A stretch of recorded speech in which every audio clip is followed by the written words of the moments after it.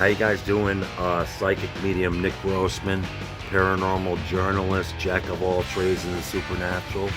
Street life, yeah, you know it. You all know it. I love the streets. I love the smell when it fucking rains. I love it. As long as there's not some rotting meat in the next alleyway, I'll enjoy the smell of the water and the rain hitting the street alleyway. That's a joke. Anyway, let's spark up and have a chat, everybody. So we're gonna talk about we had a street gang for a while. It was small. It was called BR, and it stood for Broad River. And I met another punk rocker back in 1996. I'm not gonna say, I don't say names on here unless I'm saying something that won't harm their reputation. So I'm gonna say, we're gonna talk about this guy. Let's call him Tom, Tommy. Anyway, AOL. I'm like the only damn punk rocker in Norwalk.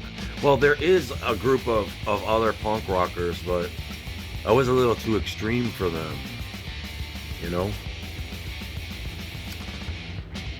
I was in little street gangs from time to time. One of them was called OS. Okay? I'm not going to tell you what it stands for. It was me and 3 others. Okay? We had respect. I'm going to tell you something about my street credit. Okay? Because you heard me before when I was going to the shows and I didn't find the street thing as much as I wanted to, so I went to go hang out with the brothers, man. Those are my homies, man. I'm going to hang with these guys, bro. I had a Volvo. It was a silver Volvo, but it looked like an old school Mercedes. And I would go to West Main, and I loved this family. These 2 families, I love them. The funny thing is back in this time, this is probably like, I can't even believe this. I really, these are my guys. You don't understand. You don't even understand. I've known these guys forever, man. These are my bros. I would have their back in a heartbeat still. And if I make it in this freaking entertainment stuff, or whatever I'm doing in the paranormal, if I ever make it big, I am taking care of both those families, man. Period. Those are my homies, man. So, yeah, I mean, I got more welcome from the black community than the white community, we just clicked, me and the, people in the black community. I don't know what it was, but I never felt threatened by them, and they never feel threatened by me. It's like the guard drops all of a sudden. This guy's cool, you know what I mean? It's like I was a coyote, do you understand? Accepted by a pack of wolves, bro. I was the coyote.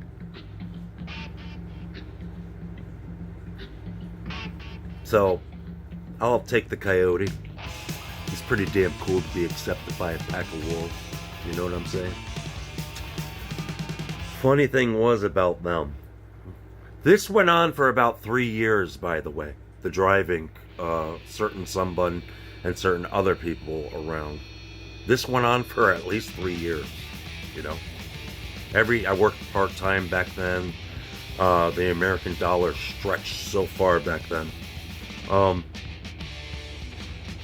it was great. I think it was just such a great time. That was definitely some of my golden years right there with those guys, So I learned the streets from them. From a blue-collar, middle-class neighborhood in Norwalk, but the best thing about Norwalk is we all grew up together, and honestly, right down the damn street, 2 blocks away is the hood. That's how Norwalk is. middle class suburbs hood. Middle class suburbs hood. You know what I'm saying? Back in those days, it was dangerous, but you know, nobody messed with my brother in school. Nobody messed with my sister in school or any of my family.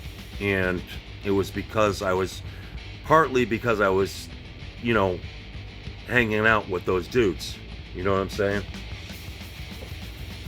So partly it was because of that people were very intimidated by me, because I had them as friends, and not just them, but other people. I mean, I know, I'm not gonna say the name, but this is my boy, man. This is my brother, man. I know him since 1998 or 96, man. Dude, I got this tattoo here, and if you're watching it, you know exactly who you are, bro.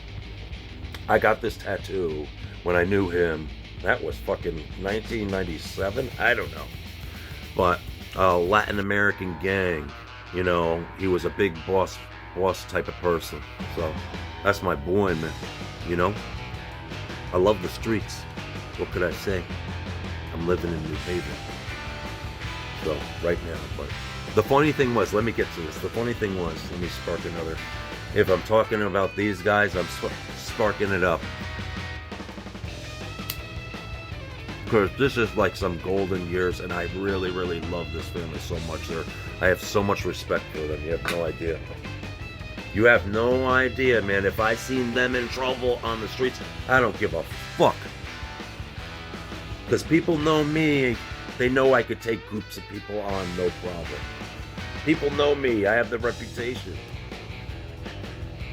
I prefer it. Been a damn long time.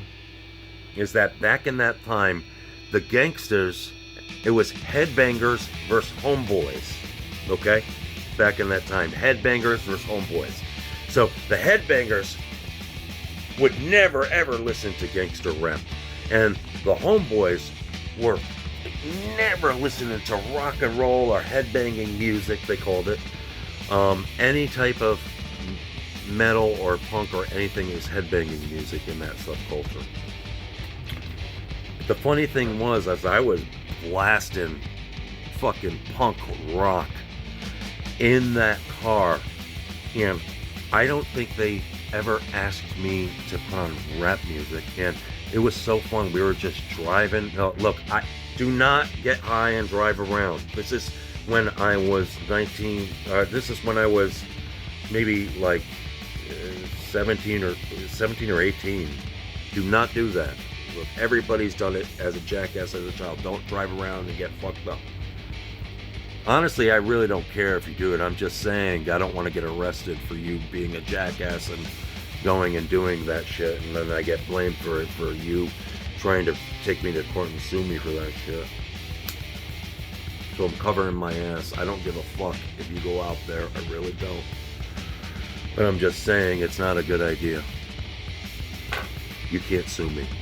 Anyway, so yeah, they not once told me to put in rap music. So I was playing, Rancid, first album, and the self-titled album, and the Let's Go album. Of course, it's the most thugged out punk rock lyrics. It doesn't get more thugged out than Tim Armstrong with those two albums. And the best part about it is his voice. He has a scratchy voice, but you could hear every damn word he says. And those guys heard the shit he was spewing out of his mouth about those streets. And we all fucking were feeling that, passing those blunts around. And that went on for about 3 years. God, those were I miss those times. So, anyway, we had a street gang called OS, and it was me and 3 others. And you know what the funny part was, is I felt like I was having fun with my friends by starting a fun street gang where we all get fucked up and stuff like that. I wasn't taking it serious. Let me tell you something. We were respected, man. I got respect for everybody else, but you know, people respected us. It was cool. People were scared of us. They were, people. I'm giving it to you. This is Exorcism Unfiltered, people. You're seeing a darker shade of me.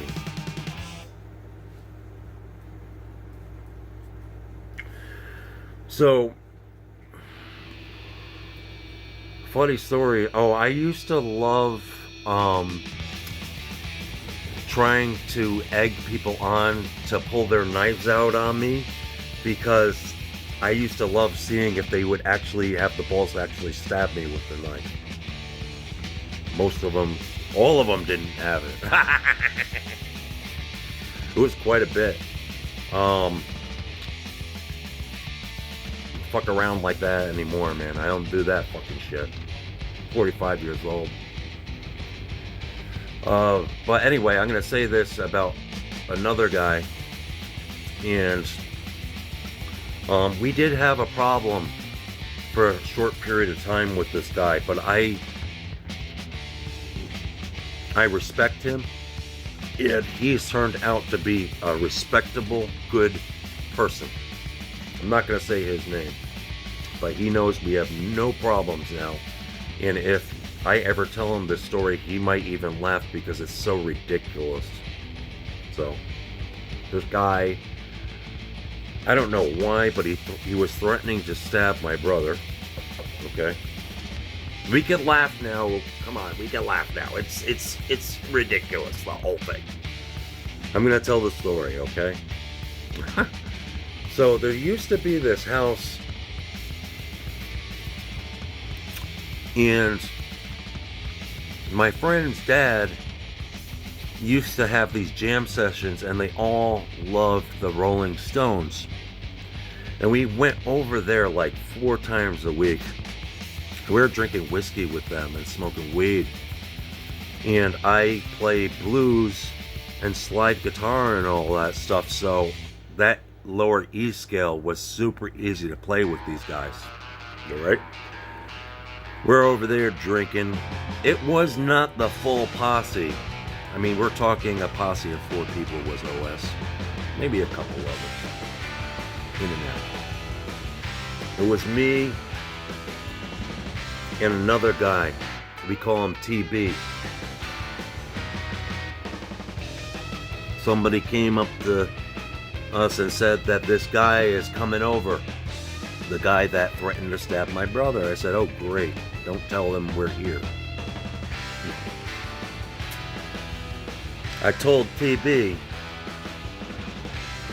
I don't know why the fuck we did this. We just didn't give a fuck. I said, we're gonna walk up to his gang, which is a gang of about 10 people.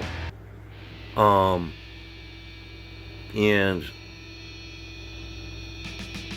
I hate to say this, people, but this is the dark shade of me. So keep in mind, the guy we just talked about, he actually did stab somebody. He went away for 5 years. He was a real motherfucker after all. Great guy now, though. But, where were we here? I would just like to say one thing, too. I do get a lot of haters giving me looks, okay? Alright? You are more interested in what I'm doing than what I'm interested in what you are doing. You guys are going out of your way to give me dirty looks. I'm minding my own business, okay? You guys are you're very interested in me with all these hating, you know, like fighting looks. You're very interested in me, obviously, because it's been going on for years. I just respectfully want to say this to anybody who decides these are reasons you may want to not consider fighting me.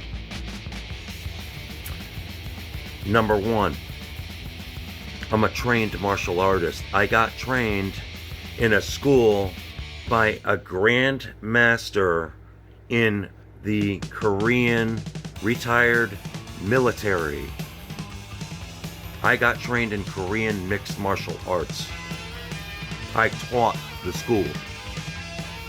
Now, I haven't trained in a long time, but every time I get jumped, it's like riding a bike. Simple. Number 2, I don't care if I get arrested for fighting. I really don't. So if you do come up to me and bluff, I'm gonna attack you. So if you do care about your criminal history and your record, I suggest you just stop looking at me, please. Because if you guys are gonna just do that, then you guys should just stop. Because if you guys actually did something, I'm not scared to get arrested.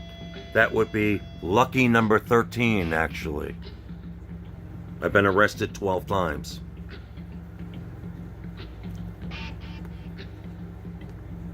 Let's see.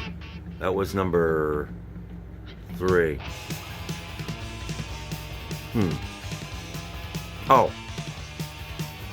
Number 4. And I don't think that my martial arts teachers would approve of this, but I'm sorry about this. This is pretty dishonorable. But this is how I like it. If I get surrounded, first off, I always love when people make a circle around me. When I'm about to get jumped, I'm like, everybody start making a circle. Start making a circle around me. So, where were we at? Oh, number 4, which is dishonorable if I'm a martial artist. If I get jumped, or if I get a one-on-one fight, most likely I am going to tackle you like this and let you hit me a few times. After you hit me about 3 or 4 times in the head, I'm going to block my face. But as soon as you get me here, and as soon as you get me in the stomach, everything else, the vulnerable will be blocked, and you hit me a few times, I am going to lose my memory, and probably we're both going to be arrested after that. Or, hopefully nobody gets hurt very badly. So...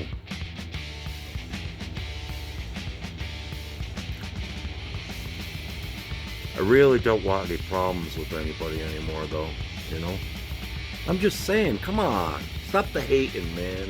You don't like me, that's fine. Fucking look the other way, man. Come on. I'm talking to all y'all, man. Check it out.